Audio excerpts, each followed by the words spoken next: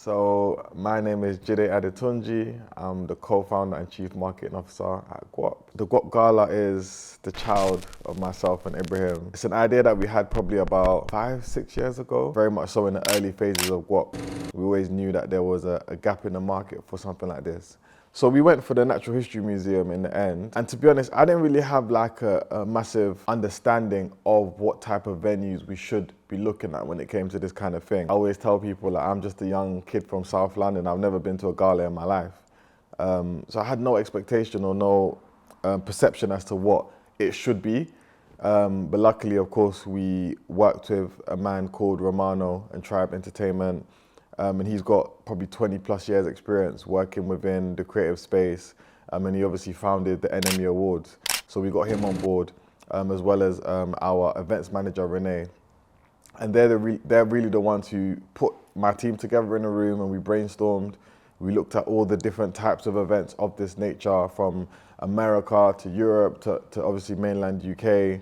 And we just kind of analyzed and picked them apart and decided what were the things that we really liked about each thing, what were the things we didn't like, and of course, what types of venues were they hosted in.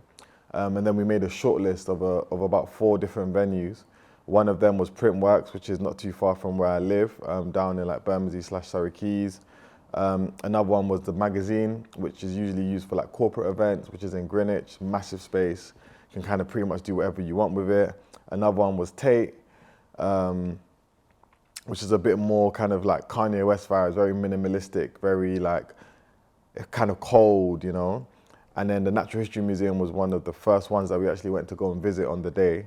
And I think as soon as we saw the venue, we were just like, yeah, this is the one.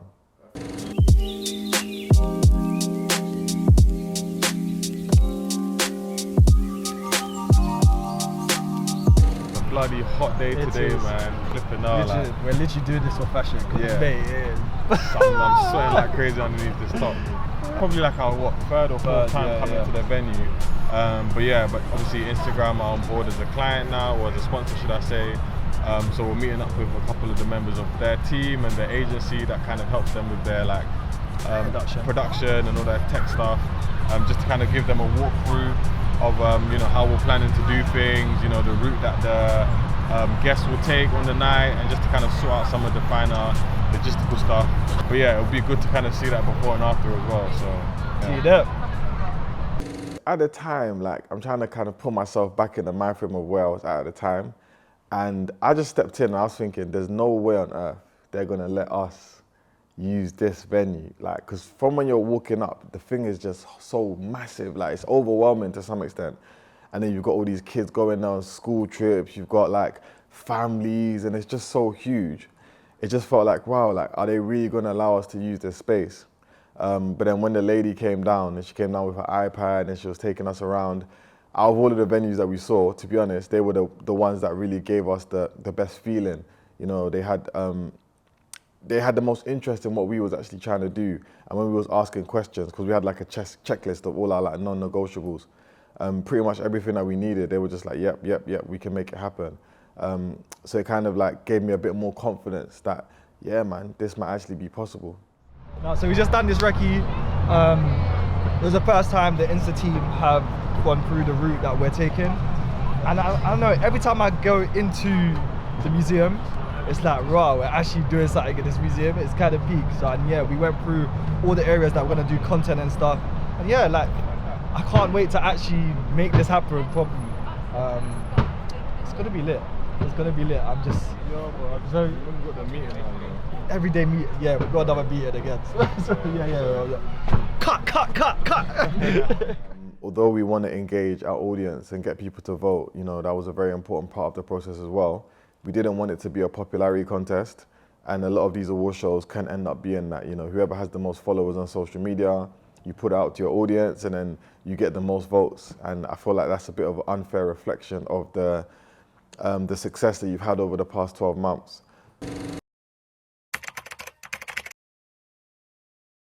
Yeah. Well, first off, thanks guys for coming here today.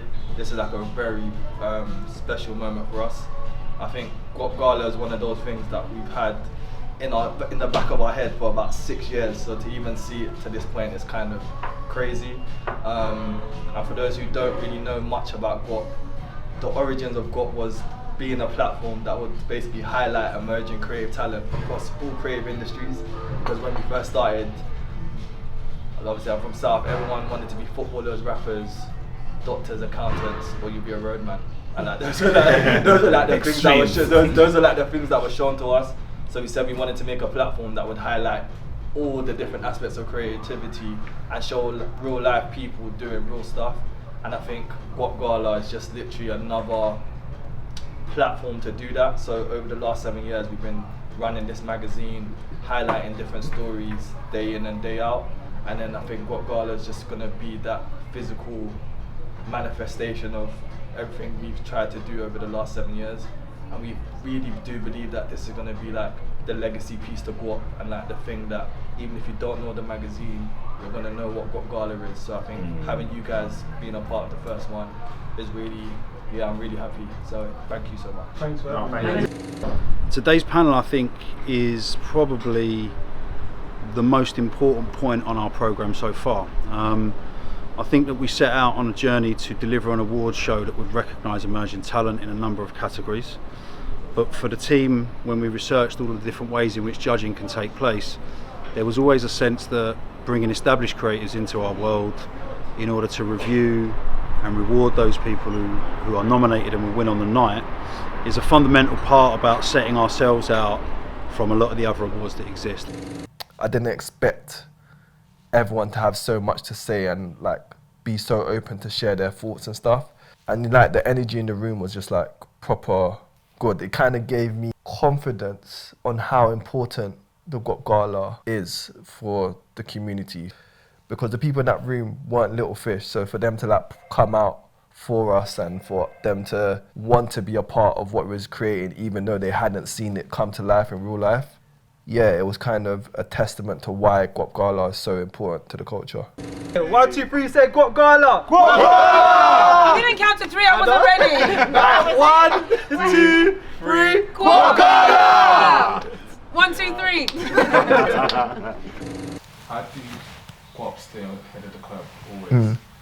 The nominees, the sort of people that you're putting to the forefront, I've noticed a lot. 6 months down the line, the rest of the industry start singing their praises, but you would have picked them up a year or 2 earlier. Yeah. How do you always stay ahead of the curve? I think, you know what, the craziest thing, I'm doing like a deck internally for like the GUAP team and stuff, and a lot of people have asked us that question of like, how do we actually choose talent and stuff? And I think a lot of it is got to do with just listening to culture. I think listening to culture, but also listening to yourself. I think a lot of people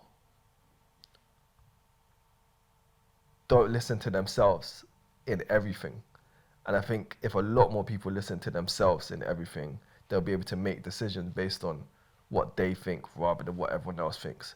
So I think taking that outwardly, that means if I personally am looking at someone and I think they are going to be great, it doesn't matter what anyone else thinks. I'm going to do what I can do with the GUAP platform to push that talent. So even if everyone is saying, right, but I think this person's left, I'm going to go what I think because of how much I trust in my thought process. And I guess that trickles down into the rest of the company. So any single person that has been on GUAP, either myself or someone in the team truly believes in that person, regardless of whatever's going on in the culture. And I think that's what it is. Going back, the headline sponsor was confirmed before any of our category sponsors were fully confirmed. I think all of those conversations were happening around the same time, but actually the headline sponsor wasn't with me, like primarily. That's a conversation that Ibrahim and Jide were having based on their relationships with Instagram as a client. Yeah, and just their past relationships and dealing with them. So I think the things that made us trust in the vision of the GUAP Gala are the legacy of success that GUAP have started to build, the communities that they really are trying to empower. And so to see an unrealized vision and be able, as Instagram, to be part of helping bring that to life was what gave us the confidence. And then also just seeing the people and talent that you're working with, or the people that you're breaking, or the people that you really are putting at the forefront of culture by giving them the credit for actually shifting that narrative, really gave us the belief that this was something that we should be a part of. There was hardly any, no, there was no sponsor that was a new conversation. Every sponsor that was involved was based off a relationship that we've either been growing over 3, 4, 6 months or 2, 3 years. So it kind of was a support for the vision that we had.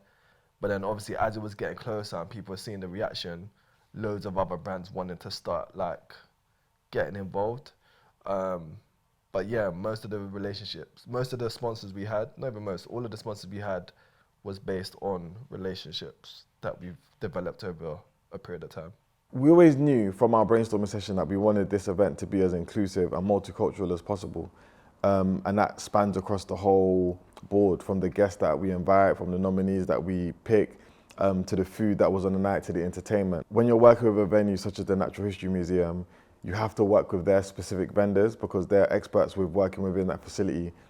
Some of the artifacts and things in that building are worth millions and billions of pounds, you know, so they have to really protect their assets. So they had like a long list of food providers that we could work with. And Renee, our events manager, she saved me the trouble of having to look through all of that, and she narrowed it down for me, and she said, this particular company, Curb, they themselves have a long list of vendors who are probably more tailored towards the demographics that we're trying to serve. I guess the food testing day was a chance for us to see and taste what they had prepared for us.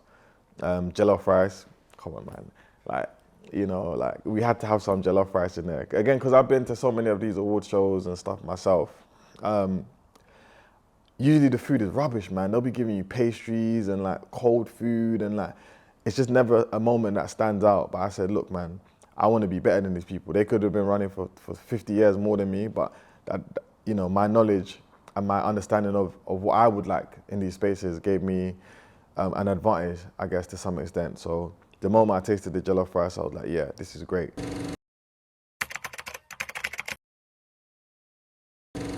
Wow. Okay, so I'll start with like how it came about. So yeah, they approached us essentially. Like, I've been working with some of these big institutions for a while. Like I remember working with the Institute of Contemporary Arts as like a youth ambassador all the way back in like 2017, 16. So I've had a bit of a taste of getting into these institutions and working within there. So when the V&A approached us, I wasn't completely surprised. Of course, they were trying to tap into our audience. They were trying to, I guess, provide an experience that would bring in a newer type of audience into the building. And obviously our community manager, Elsie, kind of headed that project. And we just, I guess, almost consulted her and helped her along with making it possible. Yeah, I think we had about a month between having that actual meeting of saying, yeah, we're gonna work on the Friday late, the budget being secured, to the actual event taking place. And so, yeah, I think, you know, after such a long pre-production phase, I think when it came to that like month, it was just really much like all steams ahead. The V&A gave us a lot of freedom in terms of letting us like curate whatever we wanted for our sections. I think there were 18 events altogether. We curated 9 of them. And essentially, yeah, it was just like me going through like my contact list and saying, yep, I know this person does workshops, this person's a dancer, this person does music. For me, it's really important that, you know, when you have these opportunities to take over a cultural institute like the V&A, it's really important to also bring in our audience and give them an opportunity to showcase their work and give them an opportunity to take up that space as well. How important was this for the anticipation for the gala? Bro, like some of the outfits I was seeing on the night, yeah, I was just like, damn, like people really made an effort, you know? So it felt special, like in my heart, personally, you know, I saw loads of people that had been part of our community for years. And just seeing them come and support us, it meant a lot, you know? And I think it did help with the anticipation because 5,000 people, do you get what I'm saying? And then taking them to that region within the city, like Kensington, do you get what I'm saying? And seeing so many black people within Kensington dressed how they want to dress, I think, you know, it got people, you know, really excited for what was going to come a couple of weeks down the line. One thing that I was nervous about leading up to the event was just the flow of everything, because I've never done an event that's been that programmed in regards to like minute by minute, what's meant to be happening on stage, what graphic is going to go on screen at what time, and then when it's going to switch to this, what are the sound cues for the engineer to do this, what are the lighting going to be at certain points. So that was what I was worried about, and it was so important for us to make sure that everyone was on the same page, from the production company to us to the hosts. So that day I was really looking forward to getting everyone in one room and basically running through the order of the day. So I was a bit nervous, you know, because there was a lot of things to get ready in preparation for that day. So like all the graphics that was going to go on screen, all the audio that was going to play at certain moments. So there was a lot of preparation leading up to that. What would be good for me is just making a clear, and let's have a look at the nominees or something. So it's like a real clear cue to then we go into the voiceover. It's one of those calls that you'll make if you've got a really nice shot, if they're kind of, if they're saying something really poignant, then yeah, we'll bring the camera in. If it's literally just a thank you very much for the award and have a great evening, then, you know, there's not enough time to flash it up and take it back down again. Exactly. I will try and put, you know, when those awards are, because then that way you'll have a bit of an indication through the night as to where we're at versus where we mean to be. And then that way, if someone's speech is going on really long, then you know whether you've got to jump in or not. Rugby tackle. Ask all of the artists to be there. We can discuss exactly what time they all arrive, but all the artists to be there if they're bringing their own instruments and backline, so that they're there in good time for us to set that all up, and so that they know also where to find their specific mic, which we'll tape up in a colour so that they recognise.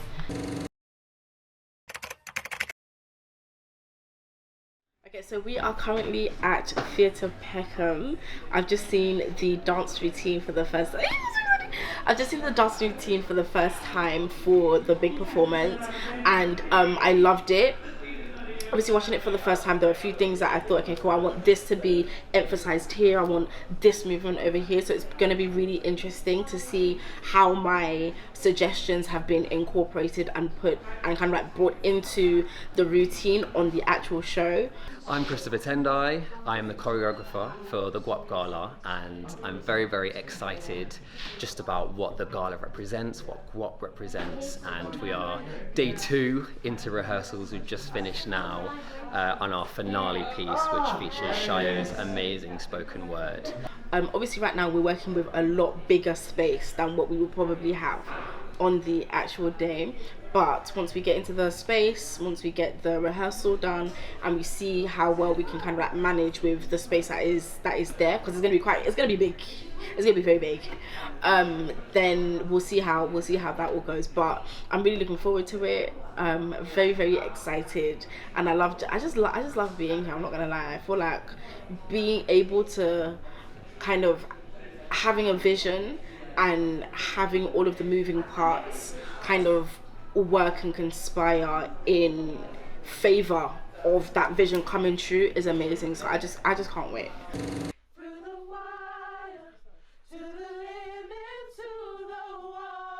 My name's Dea.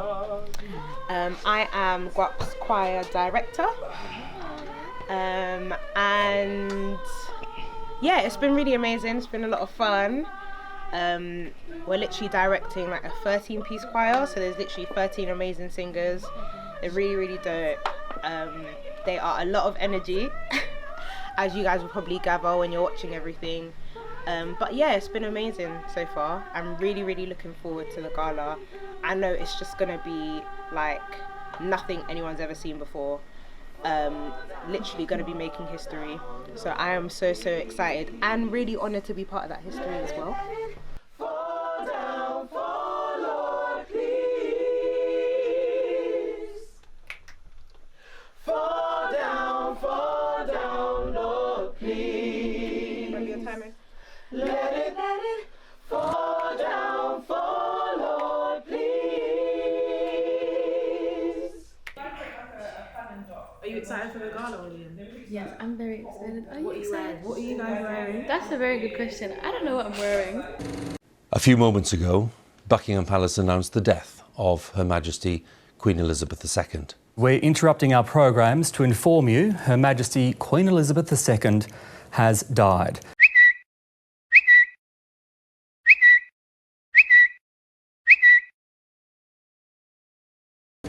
Bro, like when the Queen passed away, I was like on a tube. I can't even remember where I was coming back from, to be honest. Like, but I was on a tube, and it was just one of those surreal moments. Like, I was looking at the news on my phone. I was talking to the person I was with about it, and was like, "Wow, like the Queen's dead."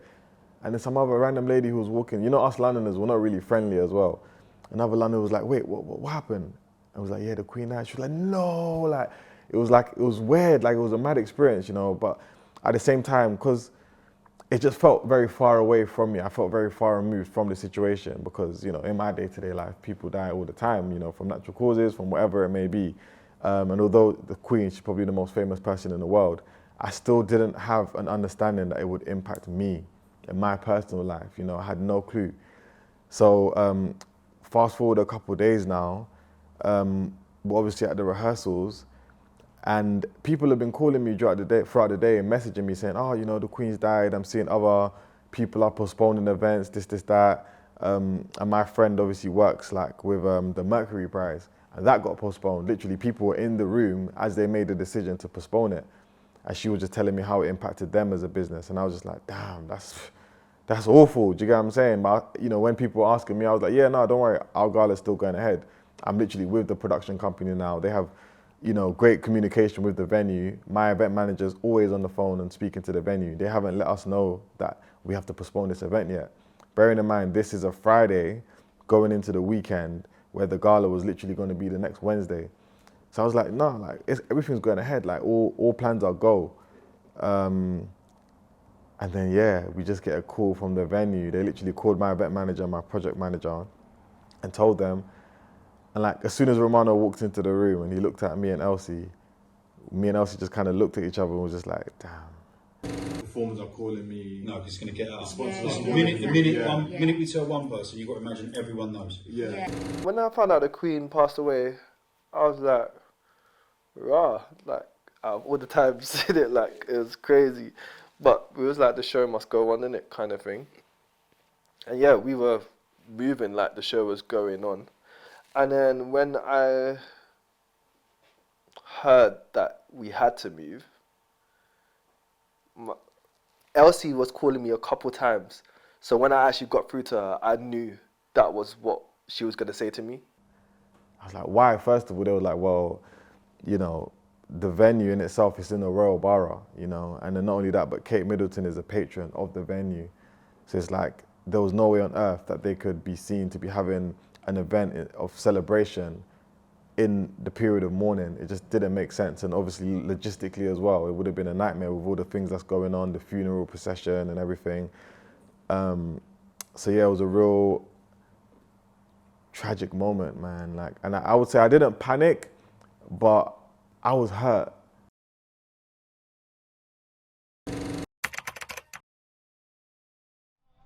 Getting a trim. I don't know why I decided to get a trim on the day, but you know what? It means my hair's gonna be proper fresh today. Having a little me time, you know. There's a lot of noise happening right now. My phone keeps buzzing.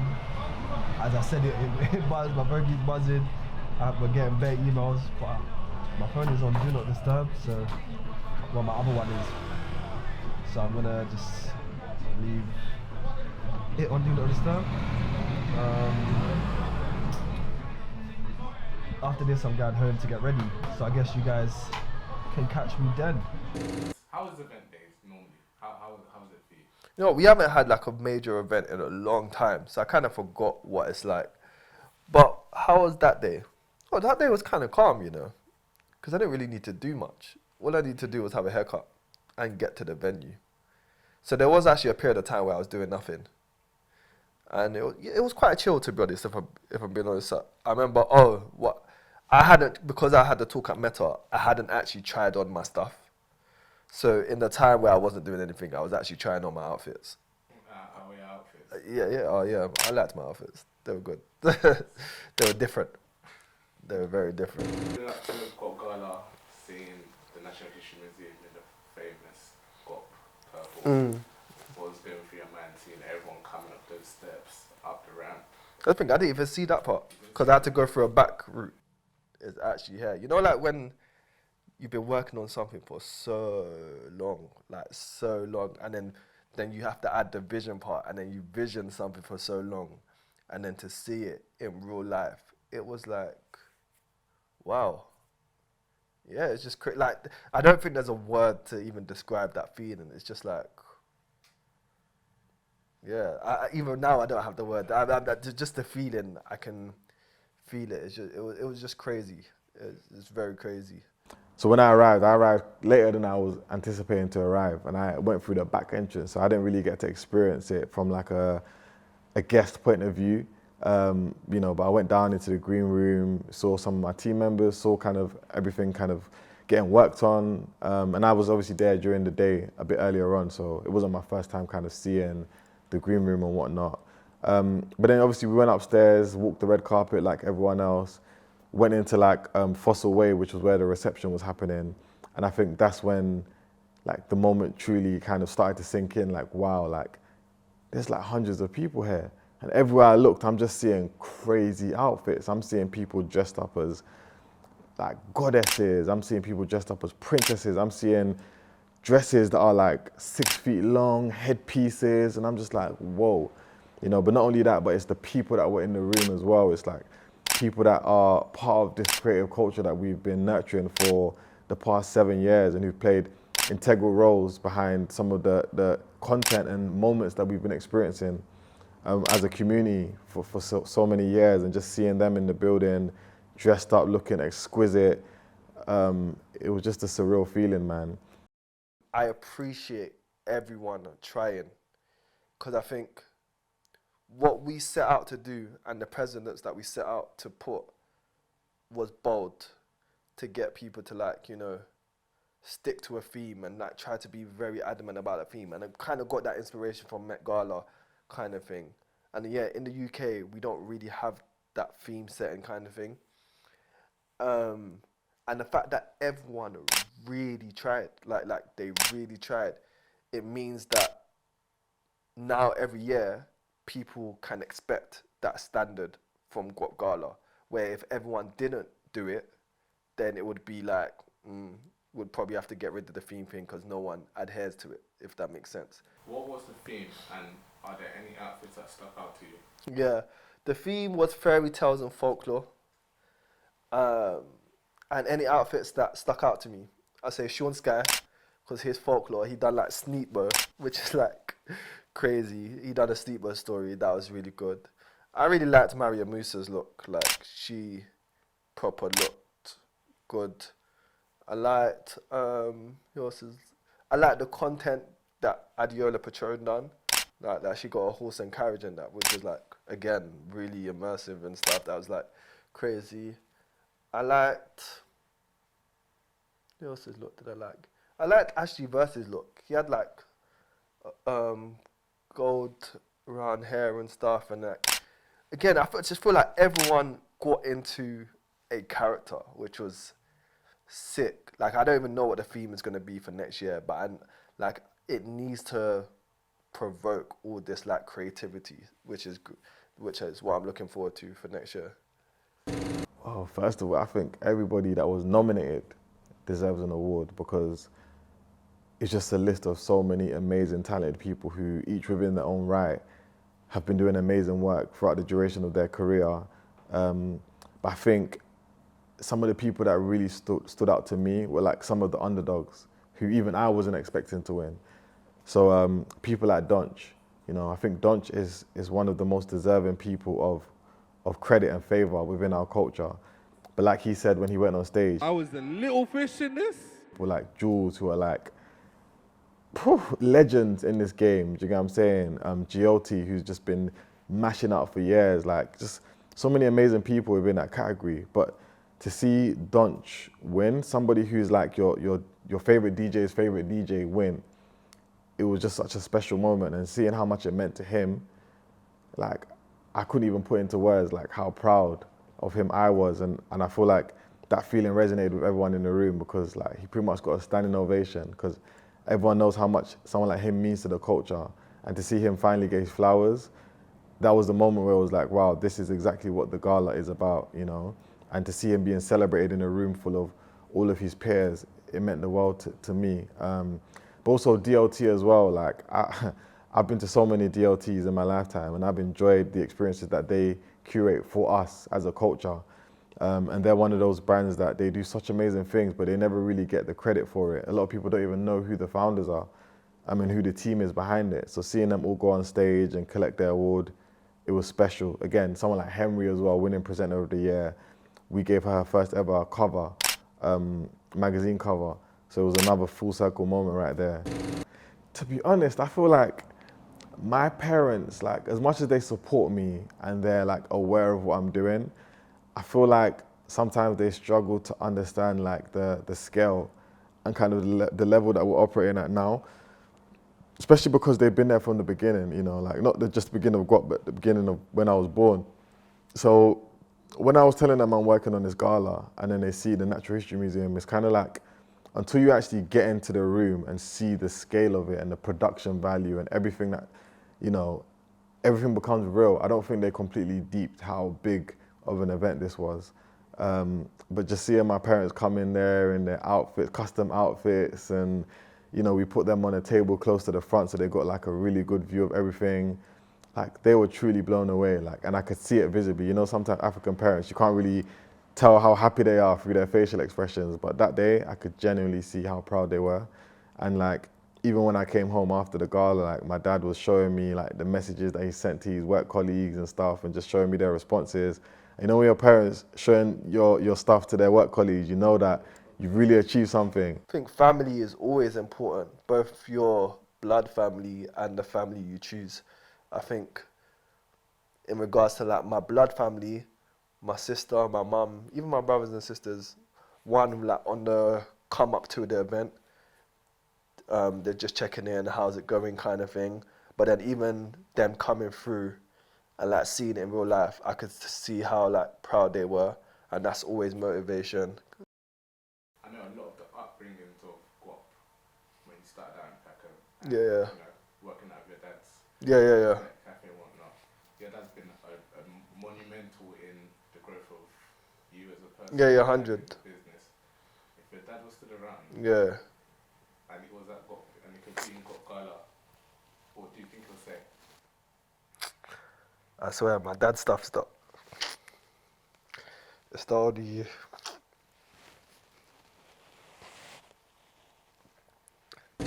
I think if my dad was, I genuinely feel like my dad is still here in like in me in certain ways. Like my dad passed away on my birthday, innit? So I think that happened for a reason, kind of thing.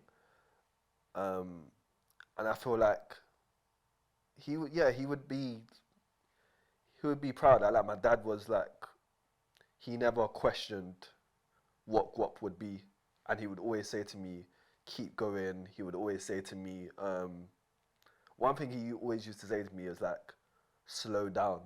So he always used to talk to me around like my health and making sure that I wasn't letting GUAP kill me, kind of thing.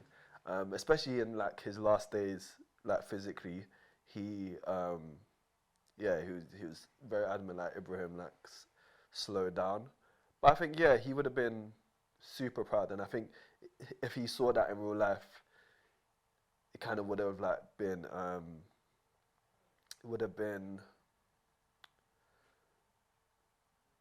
he would have just been like he would have just told me to keep going, and he would have said Ibrahim, he probably would have expected it, but not at that scale, kind of thing. And he would have said, oh, that was big, kind of thing. So yeah, my dad has never had anything negative to say around GUAP. And yeah, I just think everything he was about kind of lives through me, kind of thing. Generally speaking, the feedback has been outstanding. Like, it's even surprised me how good the feedback has been, and I think that's just a testament of how good the event was. You know, I'm seeing people comment about the food, the entertainment, the venue, and just saying that some people told me that it's the best event that they've ever been to in their whole life. You know, people telling me it's the best gala they've ever been to. And to be honest, I've been to a lot of these events, and I know what the experience is. So I know that our event was up there with regards to like the experience of the guests. But even leading up to the gala, I knew that I could feel it. I feel like I'm someone who's very spiritually aligned. And throughout my journey, there's been certain moments where I can sense a level up coming. And I knew that this was going to be the biggest thing that we'd ever done. And it was going to expose us to a new audience that have no idea who we are, no idea what our brand is about, and no idea what we've been nurturing as a community for the past 7 years. And unfortunately, when you do get exposed to people who are kind of ignorant of who you are and what you're about and who the people are in the room, you're going to get somewhat ignorant comments with regards to maybe who was in attendance or why certain things happened or whatever it may be. But it was something that I knew was going to come and something that I welcomed. You know, that like there's no award show or gala that happens at that scale that doesn't have some sort of narrative around it. If anything, if there was no narrative around it, I would be worried. I'd be like, wow, did we even do this event? You know, so to see some of the conversations that came about from the gala afterwards and some of the critique of the fashion, it was like, you know what, this shows that we did this. This was real, like we really executed this. And to my understanding, I think everybody looked amazing. And seeing a space that is traditionally considered to be kind of old and stuffy, filled with people dressed up in this amazing creative vision that was once in someone's mind, and seeing the way that people support the community and the category nominees and the winners, and just seeing everyone in a space was beautiful. And I think what was so great about it is there were so many people who had never seen themselves or imagined themselves in a space like that, and then to see it be brought to life and be able to experience it firsthand and be a part of that, I think was amazing. To have the audacity to do something in a space that some would see as bigger than you, and a place that raises the bar for not just you but for your community, I think was so important to me. The audacity to do a gala in the first place, you know, this is something that's usually been reserved for like the upper echelons of society, and to bring that to our community, you know, like that's a very audacious move, you know, but I think audacity is one of our core values since we started the company. So, you know, without audacity, I don't think we would have been able to do the event and to do it at the level that we were able to do it. Another thing is perseverance, you know. We had to persevere through so many different hurdles to make this happen. Some that I can't even really speak about, but without perseverance, like this event definitely would have crumbled at so many different points. So yeah, that's a huge testament to Ibrahim, to myself, to Anthea, to Elsie, to the whole team, you know, all our support network for persevering through those tough moments and making it happen. You know, like, this didn't happen overnight. Do you get what I'm saying? Like, when Munya gave his speech after he collected his award, he was talking about how he made content with Henry 6 years ago. You know, he did an event involving Donch 6-7 years ago, and that's something that people don't see. You know, how long we've been nurturing this community and building this space. And you could tell by how happy people were when they walked into that room and when they saw their peers winning. Even if they didn't win, we were all just celebrating each other. It was a celebration of how far we've come. And I think without community, an event like this wouldn't be possible. And we're only as strong as our community, and I think our community gave us the strength and the will to pull off and execute this amazing event. So yeah, just big thank you to everyone who's part of our community and everyone who made this possible.